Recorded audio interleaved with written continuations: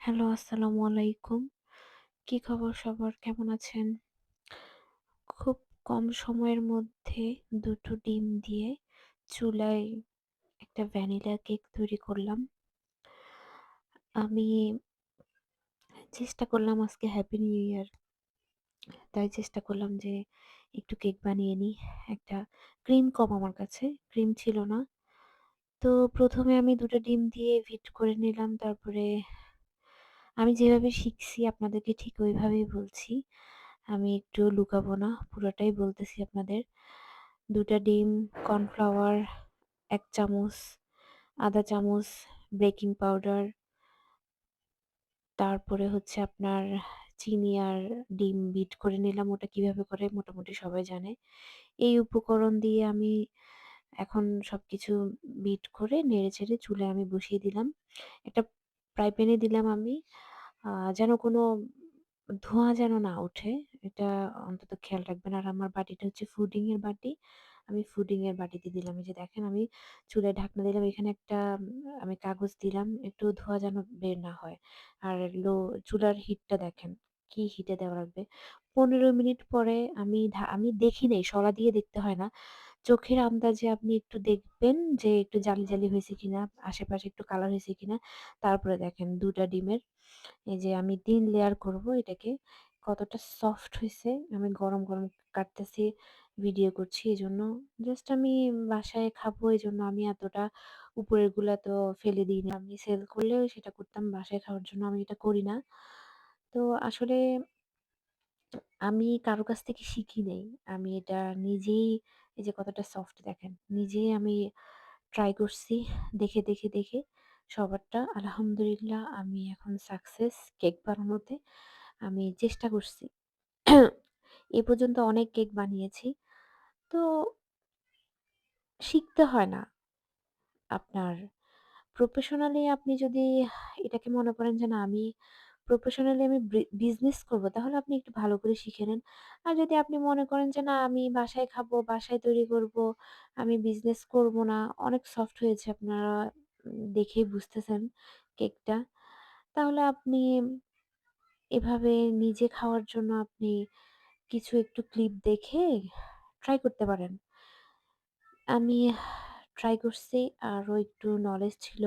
অন্যান্যভাবে আমি দেখে পেরে গেছি আজকে ১ বছর যাবত থেকে আমি কেক বানাই। যখন আমি বাসায় ১ বছর কোনো কেক কিনি না। আমার কিন্তু ক্রিম কম। আমার ক্রিম শেষ হয়ে গেছে, যার কারণে আমি ভালো করে ডেকোরেশন করতে পারিনি। কোনরকম জাস্ট হ্যাপি নিউ ইয়ার উপলক্ষে হালকা একটু করে নিলাম। এখানে চিনি সিরামটা একটু দিয়ে নিলাম।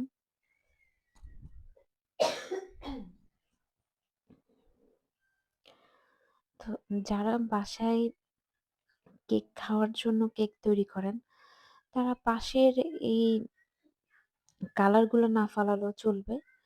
এটা রাখতে পারেন। আমার ক্রিমটা হচ্ছে যে ভিভো ক্রিম। আমি বিশেষ করে ভিভো ক্রিমই ইউজ করি। বাসায় নিজেরা খাওয়ার জন্য ভিভো ক্রিম। আর সেল করলে সেটা অন্য ব্যাপার। সরি, আমার ঠান্ডা লাগছে। কারো যদি কোনো টিপস লাগে, সংক্ষেপে চুলায় ১৫ মিনিটে কেকটা হতে আমার ১৫ মিনিট লাগছে। আমি তাহলে আপনাদের মানে আরেকটা কিভাবে আমি এ কেকটা বানিয়েছি সম্পূর্ণ ভিডিও আমি আবার করব। যদি আপনাদের মনে হয় যে না একটু দেখার দরকার আছে, তাহলে আমি আবার আরেকটা ভিডিও করব। সবাই কমেন্টস করবেন, জানাবেন আমার কেকটা কেমন হয়েছে। আর আমার নতুন চ্যানেল এটা। আমার ঠান্ডা লাগছে, যার কারণে আমার কথা বলতে কষ্ট হচ্ছে। যাই হোক, আমি কোনরকম বাসায় কেকটা বানাচ্ছিলাম। একটু সময় লাগছিল।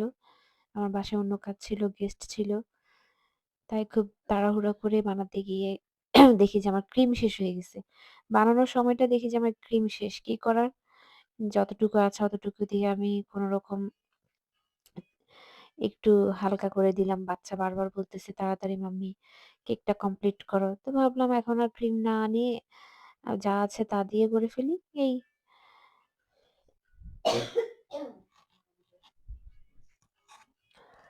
সরি আমার খুব বেশি ঠান্ডা লাগছে। এজন্য আমার কথা বলতে কষ্ট হচ্ছে। ক্রিম কমের কারণে আমি আশেপাশে কোনো কিছুই দিতে পারিনি। কোনরকম করে করা কমপ্লিট আমার কেকটা। তো আমার বোর্ডও ছিল না। এটা আমার একটা পার্টির। আমার বোর্ডও শেষ হয়ে গেছে। সবকিছু শেষ পর্যায়ে। যা ছিল আজকের দিনটাতে আমি আসলে ভুলে গেছি আজকে যে কেক বানাবো।